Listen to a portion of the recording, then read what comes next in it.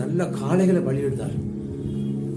ஆனா அவர் சந்ததியில் ஒரு மனிதன் வரார், எளிமையா இருக்கிறார், சாமுவேல் தீர்க்கதரிசி. தான் முதல் பெயர் சபை அவர் தீர்க்கதரிசி.